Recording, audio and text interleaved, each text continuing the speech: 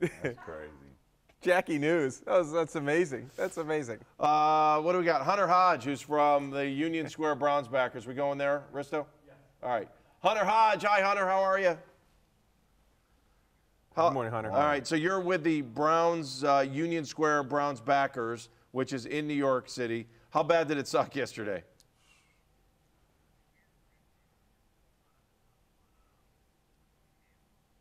How many folks do you have there? Where do you guys meet in case anyone's listening and they want to hang out with you in the future?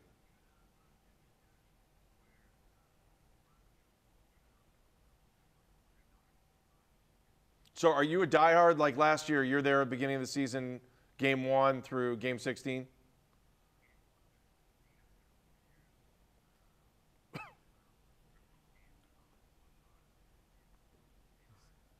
It's like 200 people the first game and 2 at the end, right? Wow.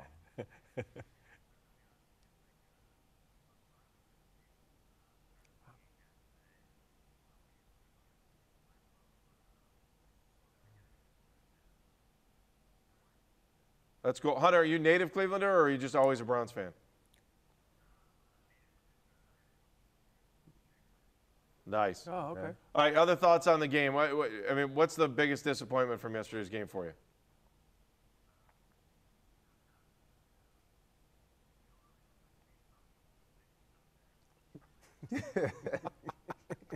That's right, he did in that movie. Good call, Hunter. That might be in the 6 o'clock He did. news tonight. I didn't think about that. That's He a great did. call. Yeah. Oh, my goodness.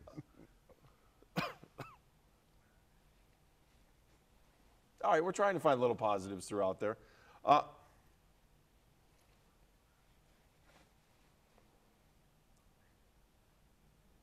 You're right, but it's, yesterday's a tough one, and I think it was a tough one because we sat back and watched Mike Pettin after the game. He truly felt like I think most Browns fans did, that there was optimism, there was excitement, there was kind of a culture change going on in Berea, and then they laid a gigantic egg there in yesterday's first game.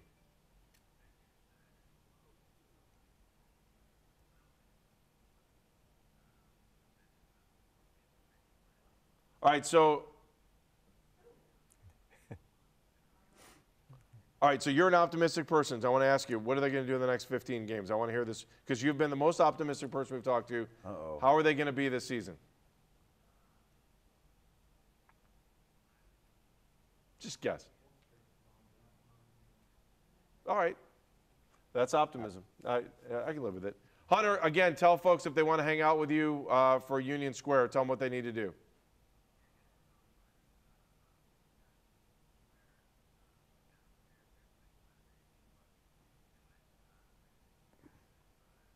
Thank you, Hunter. Thanks, Have a great Hunter. day. Take care.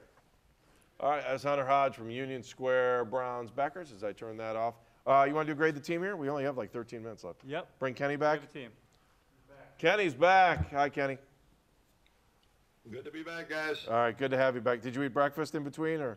Yes, I did. I ate healthy this morning. I had some grapes, some raspberries, some strawberries, and a banana. So off to a good start. Whoa, that's great. Your Nice. proctologist must love you. Life is good. Oh, Next. absolutely. Thanks for bringing that up. No problem. What do we got? We're doing grade the team here. Do we have that?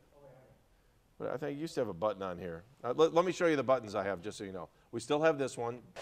The Doghouse. Okay, don't know if we're going to use that at this point. We also have this one, Face Off. and we also have this one, but we're not there yet. Those were made by an Thoughts. angry Browns fan who has he went missing 3 years ago. We don't know where he went. Angry Browns fan is in a drunken stupor somewhere in the middle of Lake Erie. All I right, also have guys, new- we're going to grade the team. We're going to start off with Johnny Manziel and the quarterbacks. What'd you guys think of the quarterbacks? All right, Kenny Rhoda, you can start with Johnny Manziel. I gave him an F+ because, well, he turned the ball over 3 times. The most important thing in football is value the football. I know he didn't have first-team reps and his elbow was sore and all that, but bottom line is you've got to protect the football. He did not do that. The plus was because he did throw a touchdown pass. So he achieved something he had never achieved before in his NFL career. He threw a touchdown pass to the only guy on the team that looked good in the preseason and looked good yesterday, Travis Benjamin. So for me, the bottom line is, as a quarterback, you've got to protect the football. You can't turn it over 3 times like Johnny Manziel did and expect to win a football game. And I still don't think he's a starting NFL quarterback. And if McCown's out. He's your starting NFL quarterback, and the Browns are in a world of hurt. All right, Mike Carens, Johnny Manziel. Well, I gave the first drive a B plus, and then factored in with a F plus. I gave him a C. Still too many turnovers. I agree with Kenny. Still way too many turnovers. I mean, 5 turnovers and then Johnny with an interception and a fumble. The football is your prize. You've got to protect your prize if you want to win football games. So I gave him a C. Pierre, light it up. I gave him a D. Overall, I think that the team definitely had too many turnovers. You got to protect your football, like everyone is saying. The football is like the pill. It's your medicine. You know, you can take care of you, make sure that you feel good when you need to feel good and everything. So, by them guys going out there just playing horrible, I mean, a D is all I can give him. All right, this is the nicest grade I gave because he was such an F minus last year that he actually looked like a quarterback yesterday, even though he fumbled the ball, which was the aggravating part of it. He looked like a guy that, especially in the first half, looked like a guy that was ready to come in and was one play away. Now, the rest of the game didn't look too good. I'm unbelievably optimistic in my grade. I gave him a C minus. I thought that was extremely nice. He didn't look atrocious the way he looked last year. So that was the upgrade, and that's why I came up with a C minus. You know, he did some things, and Mike talked about it. He stayed in the pocket. He wasn't as crazy, knew when to slide, did a couple things that he didn't do last year, and so that was an upgrade. That's my most optimistic thing that I'll be. Let's go on to the next one, and we'll go on to the Browns' powerful running backs. Isaiah Crowell really pounded the ball, 12 carries, 20 yards. All right, let's start with Mike because Mike gave them the highest letter grade here. Mike, what do you got? I gave him a D. I don't know why I feel so optimistic this morning. I don't think they're going to go 0-16, number one. Is that 1.8 yards a carry for Crowell a D worthy? Is he worthy of being the bell cow? I'd like to see Duke Johnson get the football more. I'd like to see Duke Johnson be used in space with screens, bubble screens, anything to get that kid more touches. That probably be the one disappointing thing about the running game. When your quarterbacks have more yards than your running backs, that's pretty bad. So, yes, I'm the optimistic one, and I really had high hopes for this running game. Crowell, I thought he's going to have a breakout year. I still think he could be a 1,000-yard back when you're behind an offensive line that's expected to be one of the best in the league. When you have an entire offseason to fix the run, both sides of the ball, and your mantra is we will run the ball, they were absolutely pathetic yesterday. That's why they were an F for me. Pierre, I'll ask you, how much of that is on the offensive line? A lot of it was on the offensive line. I mean, all year last year, it was Alex Mack was out. That's why we can't run the ball. Now he's back. We didn't run the ball well. The quarterbacks have more yards than the running backs.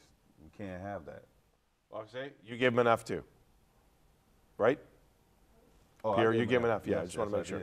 All right, Kenny, why don't you join in on the club? An F on the running game. Failure. F for failure. F for failure in the game yesterday. 20 carries, 46 yards for the running backs, no touchdowns. F for failure by the front office for not bringing in a veteran running back to help this running game. I don't think it's all on the offense. The offensive line stunk yesterday. I mean, let's be honest, guys. They did. But still, there's no running back that puts fear in the hearts of the opposition at all. And by the way, Terrence West, 13 carries, 41 yards yesterday for the Tennessee Titans. He outgained almost all the other running backs for the Cleveland Browns yesterday, carrying at 20 for 46 yards. What they averaged, 2 yards a carry, the running backs, and you had to get your 58 other rushing yards from your quarterback. So the running back position, let's be honest, they do not have playmakers on this offense. They're going to win games. They're going to win games 13-10, 17-14. It gets into the 20s. Browns aren't going to win those games. Kenny, that LeBron bobblehead just totally freaks me out. What's next? Mike Pettin, what'd you guys think? Browns lose their 11th straight opener. NFL record. Pierre, you go first because we haven't started with you. I'll give him a D. That's a grade I gave him. I don't think that it's the coach's fault on everything. He goes out there. Coach is coach. Players got to play the game. That's why they get paid. They get paid all that money to go out there and play and do well for the team. If they don't do that, then it looks bad on the coach. And I mean, I know he's out there. He's pushing those guys. He wanted to be the Browns way, and yesterday was like the other Browns way. It's taking the Browns to Super Bowl. Kenny. I gave him an F. I mean, they lost 31-10 in the opener, and they were going against a backup quarterback for the New York Jets against an average team at best and a first-year coach there with the Jets in Todd Bowles. So I just think he did not have him prepared. 12 penalties, 109 yards. The focusedness, Jim Thome term, was not there. And I think that starts with your coach. Play like a Brown. They played like clowns, not like a Brown. Hey, Mike. real quick question for you guys. Hey, come on, man. I'm going through roll call here. What's the question? Go. Real quick. Do you guys think the 2 off-the-field incidents had anything to do with All right, why don't you wait, and we'll bring that up in 1 prepared for the second. game? We'll bring that up in a second. Go ahead. Finish grading this. Well, an F for not having the hindsight to know that this team needed playmakers, okay? I gave him a C. Part of what Pierre said, I agree with. I mean, yeah, coach is coach. You got to have these guys ready. The team failed, but when the team fails, it's on the coach. The coach failed because players don't get fired, coaches get fired. So, yeah, that maybe he didn't have him. He definitely didn't have that. He might have had him ready to play yesterday, but didn't show out on the field. All right, I'm with Pierre on the exact same reasons why I gave him a D. The only reason I gave him the plus is because he actually made me feel like he was a Browns fan at the end of the game, and he recognized the fact that we say all too often when they lose the first game of the season. He won that press conference. We worked forever on this game, and we just didn't show So you're up saying today. an F for the game, but an A for the press conference? So No, that gives him I'm a not D+? saying A for the press conference, but at least he's a human being. He didn't get out there. I mean, how many coaches would be like, well, we didn't play right, boom, see you later. And Hey, he didn't take a Bill Belichick press he conference if we didn't win. sugarcoat what happened in yesterday's game either. So I'll okay, take a go Bill ahead, Belichick interrupt. press conference if we Eric, win. the referee, we might take your mic away from you. I like it better when you're muted. Okay, so in the middle of grade the team, let's stop. You can throw your own flag at yourself. Smarty pants. That's not the. I wish I could use the words that everyone else uses. What's your magical mystery question that you need to know here? The effects, the impact. I want to know how much of an impact the Ray Farmer suspension, the offensive line coach getting suspended, and the Justin Gilbert road rage incident had to do with them preparing for the game. All right, I'm sure the Andy Moeller thing sucked for the offensive line. I mean, that's really where it was. But again, they said 100 times over, if there's one room in Berea that's not going to be affected by it, it's the offensive line. They didn't look real good. I don't know if Moeller had a whole lot to do with that. Those guys still know that their paychecks don't depend on Andy Moeller when the clock starts on Sunday. And that's a veteran offensive line, which is supposed to be the heart of the team. So no matter who's coaching you, that can't be an excuse. What were your other ones you had? Gilbert. No, Justin Gilbert. He's non-existent anyways. What's the difference? I don't know how he can affect Wasn't gonna play with a hip everybody else. injury. It was not going to play. Ends up the whole tobacco incident. Who cares? Again, once you get on the field, that doesn't matter. What was the third one? Ray Farmer. Ray Farmer, they knew that was coming. They've known that for months. They were more prepared for Ray Farmer being out than they were for the game itself. Anything else you want to add to that? No, you were good. First of all, it had zero impact. Zero. Moeller, zero. Those guys are prepared. It's not just Moeller. You got several coaches that coach the offensive line. You got different guys. Zero. Gilbert wasn't going to play anyways, and Ray Farmer had nothing to do with what happened out there on the field. Exactly. Yeah. Kenny, you want to jump in on Eric the Interrupter's question? Yeah, I'm surprised they didn't bring up Dwayne Bowe not playing at all yesterday and cutting Terrell Pryor in the middle of the week, too. Those had huge impacts on yesterday. Actually, Dwayne Bowe, let's be honest, Dwayne Bowe was signed as the top free agent this offseason, and in game one, he doesn't even play, and that was a Ray Farmer pick. So in a roundabout way, it's not Ray Farmer being suspended. It's Ray Farmer being stupid for signing him. I say that's 9 million ways we lost. And Vince Maley, that awesome draft pick that we cut and didn't even sign to our practice squad. That was another great pick. Vince ended up Guys, in think Dallas, about the last 2 drafts. They have been wide receiver heavy the last 2 drafts. And what do the Browns have to show for it with all of those draft picks that they had? 0 wide receivers out of the 2 of the best wide receiver drafts in recent history. All right, anything else to grade here? What do you got? Last one, that awesome defense. They made Chris Ivory look like Adrian Peterson out there. And Balil Powell was actually relevant yesterday. Kenny, start us off. I'm consistent. Johnny Manziel got the only plus for me on the F+. I'm going F once again with the defense. Can't stop the run. Bottom line, 154 yards. They drafted Danny Shelton to help stop the run. And what did they do yesterday? They go out there, a decent first half against the run. Then in the second half, they fold like a deck of cards. Ivory's going crazy. Couple of touches for the Jets on the ground, $154. And then Ryan Fitzpatrick yesterday, a very, I would say, efficient 179 yards and 2 touchdowns. What did he do? He hit his 2 playmakers, Eric Decker and Brandon Marshall, for touchdowns. That's what happens when you have guys who can make plays on the offensive side of the football. You score touchdowns. Mike. D. They got a D. Can't stop the run. Joe Hayden was awful yesterday. Got manhandled by Brandon Marshall. They created one turnover, no pressure whatsoever on Ryan Fitzpatrick. Both of those guys are backups. Geno Smith's a backup too. So if you thought that this would be the easiest team you're going to have to face when they run the football, next week should be even easier, and I have less confidence facing Bishop Sankey and Terrence West than I did against Chris Ivory. I think it could be worse before it gets better. You don't think Awful. West is going to be PO'd trying to run Oh, against for the Browns? sure. Oh, He's going to for be fired up. sure. All right, what do you got on this? D-. That defense played horrible. They played horrible. I mean, first-round pick, Sheldon, they were saying he's going to run stuffer and all this. And then they cut Phil Taylor, who came back last year. I think he was hurt, though. He was hurt, but they knew that. He came back. Remember, he came in here. He Right. had the surgery. He went out there and played again 2 games, and then they put him in injury reserve. You knew this man was hurt. You knew this, and then you still cut him. But he's a veteran. You didn't want to pay him $5 million, but you paid $9 million for a guy to sit on the sideline.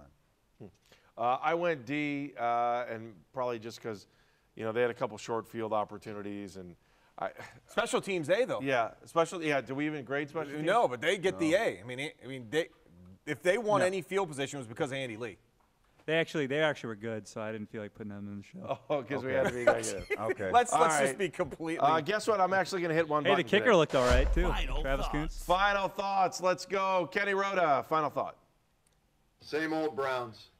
Start the season with a loss, 11th straight year, 16th time in 17 years, and we've been through it the entire show. Can't stop the run, can't run the football, don't have a starting quarterback, don't have playmakers. Going to be a long season, and the fail for Cardale. I saw that motto up there, although he didn't play real well this past week. Buckeyes still got to win.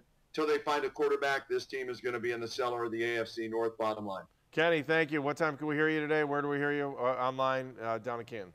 Yeah, News Talk 1480, WHBC, WHBC.com, the TuneIn radio app. You can find me there Monday through Friday, 3 to 7. Pierre, I got to get you on the show, especially that last week of the season when the Buckeyes square off against that team up north, all right? You already know it. All right, thanks. We'll talk to you later. Kenny, thank you. Mike, final thought. Oh, there's more questions than answers, Andy, and that's what kind of disappoints me about this first game. I thought, with the quarterback situation, we have more questions because we don't know what's going to happen with Josh McCown and this concussion. So what that means, are they going to sign another guy? Do they bring the other kid off the bench? Is that your backup? I thought the defense would be probably the place where we could hang our hat. They looked awful yesterday. Obviously, Joe Hayden is going to bounce back, but the running situation, the running back situation, they didn't run the ball in the preseason. Oh, don't worry about it. That's nothing. We're good. Why? I still don't understand. So again, to me, I'm just more frustrated because I thought there were some things that they had figured out going into this first game, and I'm not hanging the whole season on this first game, but I came away yesterday asking myself more questions and hoping I was going to get more answers. Pierre. I give you the 5 Ps. Proper preparation prevents poor performance, and I don't think they did that in the preseason. None of them was out there. Guys act like they don't get hurt, and you see what you get in the regular season. Prove it. That's what I said all preseason, and they did not in game 1. They had way too much time to prepare for this game and didn't. I think that maybe training camp was a little bit too soft for these guys. Yeah. Joe Hayden looked like he wasn't ready for the game yesterday. We all know Joe Hayden's better than he played yesterday. Eric, the referee, I'll give you a chance. Final thought. 2 words. I'm going to keep it short. We suck. Oh, Wow. Okay. Oh, This is his last show. we're going to play a lot better. No, honestly, Manziel was the only silver lining. I thought he looked a lot better.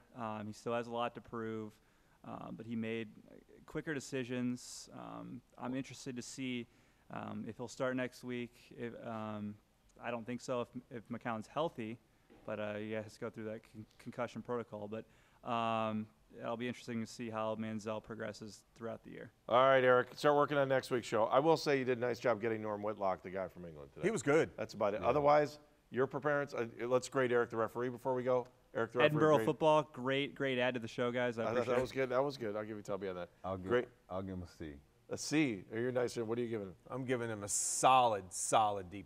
Oh, like you said about the Browns, they sucked. He sucked today too. That's all. Hey, that's that Kent State education working for me. Can't read, can't write. We've all failed. Oh, please Can't now. stop the run. Do you want us to start out on you now? No. Hey, at least we had a female kicker. We made history this week. That's true. With 1 extra point. Yeah, We're done. congratulations, I Eric. got to go. We'll see you later. Everybody else has got to leave. We too. appreciate you. Thank you. Everyone is appreciated. Big hug. Let's all hug. All right, goodbye. See you. Bye.